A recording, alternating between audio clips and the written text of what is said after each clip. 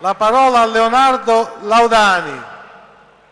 Eccomi, scusate. Bravo Leonardo, bravo. Innanzitutto buongiorno a tutti. Faccio un grosso in bocca al lupo a lunedì alla collega Martina e a tutti coloro che dovranno sostenere la terza prova e poi gli esami di maturità.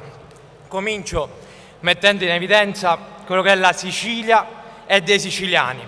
Questo è lo slogan che ci unisce tutti noi oggi qui, in questo nuovo progetto, che è l'emblema di una terra, di una città, di noi siciliani che guardiamo oltre i nostri confini sia geografici che politici, oggi infatti siamo qui a dimostrarlo, guardiamo una nostra terra con occhi pieni di grinta, di sacrificio per portarla lì, nella dignità che merita e meritiamo, obiettivo che dobbiamo conquistare giorno dopo giorno, per avere un domani la soddisfazione, signori, di non vedere più i nostri fratelli, i nostri padri, le nostre famiglie andare fuori a cercare lavoro, ma bensì vedere la nostra terra che raccolga i nostri frutti, i nostri sacrifici.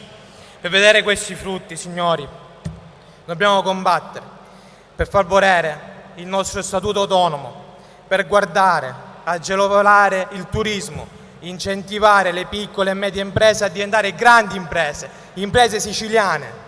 Vedere, signori, incentivi, grandi imprese che vengono qui da noi, nella nostra magnifica terra.